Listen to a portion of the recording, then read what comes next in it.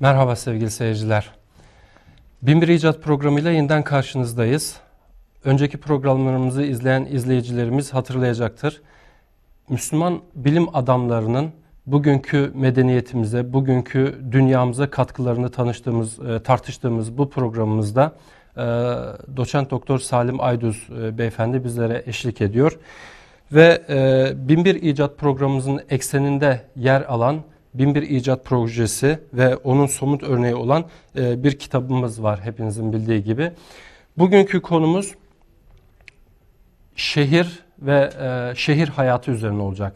İslam dünyasında, İslam medeniyetinde şehir hayatı ve bu alanda Müslüman bilim adamlarının yapmış olduğu katkıları tartışacağız ve Salim Bey ile bu konuda sohbet edeceğiz. Ama bundan önce ben özellikle geçtiğimiz programlarda tartıştığımız Binbir İcat Projesi'nin kısaca bir özetlemek istiyorum. Bu proje sadece bir kitaptan oluşmuyor, bir kitapla sınırlı değil. Bir web sayfası, gezici bir sergisi, posterleri olduğunu söylemiştik. Bugün belki biraz daha posterler üzerine durabiliriz Salim Hocam. Bilhassa benim merak ettiğim ve izleyicilerimize de açıklamak istediğim bir husus, bu posterlerin hazırlanış amacı nedir? Hangi saik ile bunları hazırladınız? Evet, teşekkür ediyorum Sayın Ceylan. Öncelikle bu program Binbir Buluş, Binbir İcat programının 5.'si ve şehir ve şehir hayatı üzerine olacak. Sizin de belirttiğiniz gibi Binbir İcat kitabını temel alaraktan yaptığımız bu program. Program kitap yanında Foundation for Science, Technology and Civilization tarafından ortaya konulan diğer projelerden de yer yer bahsediyor baştan beri. Bugün sizin arzu ettiğiniz posterler üzerinde durmak istiyorum. Bu posterler toplam 10 adet olarak hazırlanmış. 7 poster kitabın 7 bölümünün özeti ve çarpıcı kısımlarını öne çıkartıcı şekilde. Posterlerden bir tanesi İslam dünyasının veya dünyanın haritasını, o günkü bilinen dünyanın haritasını ortaya koyuyor ve bu haritada İslam dünyasının önemli şehirleri ve hangi şehirde hangi önemli icat yapıldı, hangi önemli buluş gerçekleştirildi veya bu şehirlerde hangi mühim bilim adamları yetişti onu gösteren büyükçe bir poster. O zaman şöyle diyebilir miyiz? Kitabın ve projenin 7 temel bölümü var ve bu her bir bölümün özetleyen tablet niteliğinde birer posteriniz var. Evet. Ve ama onun dışında genel bir çerçeveyi göstermek bakımından da böyle büyük bir posteriniz Evet. var.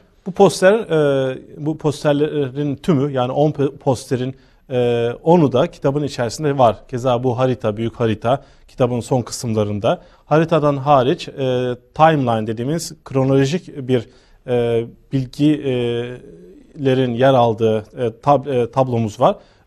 Bu kronolojide de 2 sıra halinde batıda yapılan icatlar ve doğuda yapılan icatlar, İslam dünyasında yapılan icatlar gösterilmiş. Tabii bu kronolojinin 600 ile 1600 arasında olduğunu belirtmek lazım. 600 ile 1600 arasında İslam dünyasında icatlar birbirini takip ederken Batı dünyasında tek tük icatların, ilmi gelişmelerin olduğunu bu kronolojide çok net ve açık bir şekilde görülebilir. 7 kitabın bölümü 7 posterle özetlenmiş. Burada bu bölümlerde, kitabın bölümlerinde dikkat çekici şekilde posterlere konulmuş ve ortasına da daha önceki bölümlerde de ifade ettiğimiz gibi biliyor muydunuz şeklinde bir soruyla çarpıcı bir dikkat çekici bir soru yerleştirilmiş ve konuya Aslında dikkat çekilmiş. Bu posterlerin amacı anladığım kadarıyla o bölümü özetlemek, Evet. en çekici, çarpıcı bir biçimde sunmak, sorularla hayretler uyandırmak ve belki de bir de kullandığı dil itibariyle basit bir şekilde sunarak aslında çok daha geniş bir kitleye sesleniyor. Öyle değil mi? Evet, yeri gelmişken şunu ifade edeyim posterler konusuna yine devam ederken. Gerek posterlerde yer alan bilgiler, gerekse kitapta yer alan bilgiler İslam bilim tarihi üzerine yapılan çalışmalara, ilmi çalışmalara dayanmaktadır.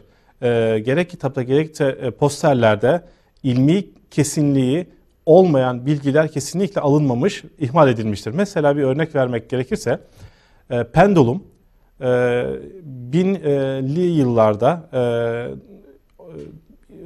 Mısır'da, Kahire'de İbni Yunus tarafından ilk defa ortaya atılmış, izah edilmiş ve tabiri caizse doğru bir ifadeyle icat edilmiştir. Ancak bu konuyla ilgili 10 bilim adamından 9'u icat ettiği yönde olumlu görüş bildirirken bir tane bilim adamı icat ettiği konusunda hemfikir olmadığını ifade ediyor. Yani bu bilgi artık kesinlik arz eden bir hükümdür. Ancak biz bu tür ufacık bir şüphe bile olan bilgileri kitabımızda ve posterlerimizde almadık. Yani özetle kitabımızdaki bilgiler, posterlerdeki bilgiler süzülmüş, kesinliği ortaya konulmuş bilgilerden ibarettir. Peki.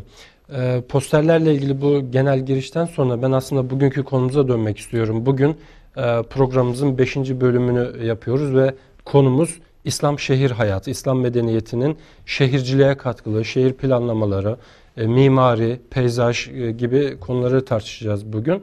Bu anlamda şehir hayatıyla ilgili bir posteriniz var. Our Towns, yani bizim şehirlerimiz dediğiniz bir poster. Bu posterde ön plana çıkan vurgu nedir?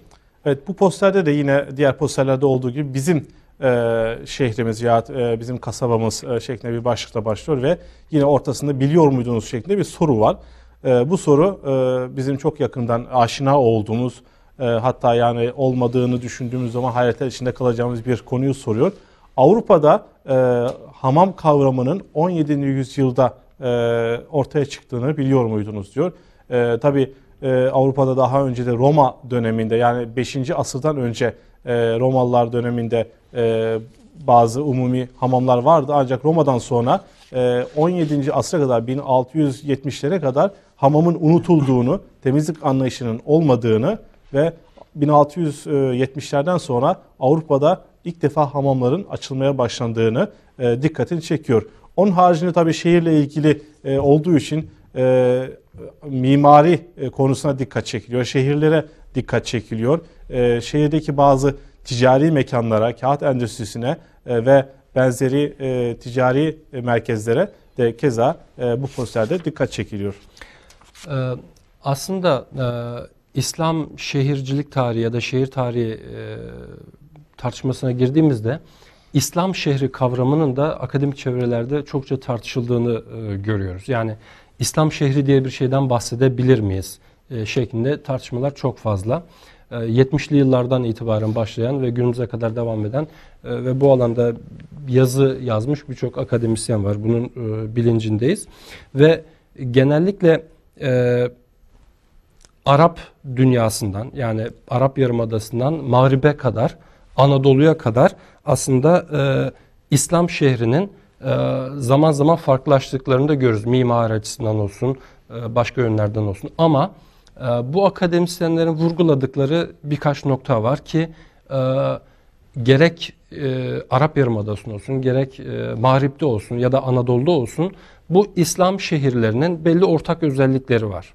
İşte merkezinde bir caminin olması, pazar yerinin olması, ilim ya da eğitim kurumlarının olması, medrese gibi, kütüphane gibi birçok ortak özellikler var. Ya da bir hamamın olması, az önce bahsettiğiniz üzere. Bunlar İslam şehrinin genel ortak özellikleri olarak vurgulanıyor. Siz bu konuda neler söyleyeceksiniz? Evet, şehir planlamacılığı bağlamında. İslam şehir planlamacılığı town bölümünün, kasaba bölümünün en önemli ve başta gelen konularını ihtiva ediyor. Bence konuya ta Hazreti Peygamber'in Mekke'den Medine'ye hicret etmesinden başlamak daha doğru olur. Çünkü konu orada başlıyor.